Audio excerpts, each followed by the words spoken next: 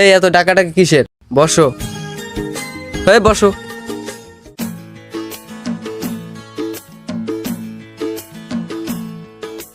এই ছেলে, এদিকে আসো।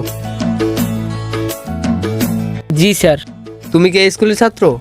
জি স্যার। দেখে তো মনে হয় না তুমি এই স্কুলের ছাত্র। কেন স্যার? ওদের দিকে তাকাও আর তোমার দিকে তাকাও। আসলে স্যার।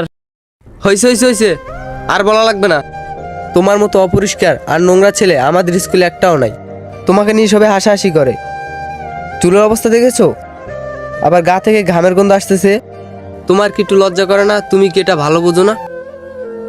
স্যার, আজকে সকালে আপনি ভাত খেয়ে এসেছেন? হ্যাঁ, অবশ্যই। স্যার, আপনি হয়তো এই স্কুল থেকে ফিরে একটু রেস্ট নিয়ে তারপর কিছু খেয়ে রিমোট হাতে নিয়ে এসি ছেড়ে ঘুম পারবেন। স্যার, আপনাদের তো আবার এসি ছাড়া ঘুম আসেন, তাই না স্যার? এসবের মানে কি? স্যার জানেন, আমি প্রতিদিন না খেয়ে আসি। বাবা সেই ছোটোবেলায় মারা যান। রিক্সা চালাই যা পাই সেটা দিয়ে আমার চলে যায়। একদিন রিক্সা না চালাতে পারলে হয়তো সেদিন আর আমাদের পেটে ভাত জুটবে না। মা আছে, কিন্তু সে অনেক অসুস্থ। মায়ের জন্য প্রতিদিন ওষুধ কিনতে হয়।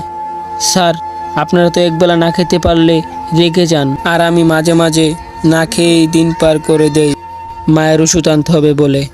স্যার জানেন, কষ্টের পরেও রাতে যখন মায়ের মুখে ভাত তুলে দেই, তখন আমার চেয়ে খুশি পৃথিবীতে আর কেউ হয় না। জানেন স্যার, মা আমাকে কোনোদিন খ্যাত বলে ডাকেনি, কোনোদিন অপরিষ্কার বলেনি।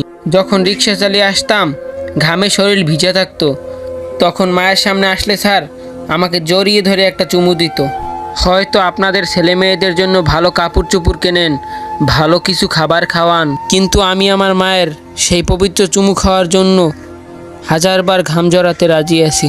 হাজারটা স্কুল ত্যাগ করতেও আমি রাজি আছি, কারণ আমার মাই আমার সব। আর স্যার, কালকে হয়তো না আমি আর স্কুলে আসবো না। স্যার, আপনার চোখে পানি?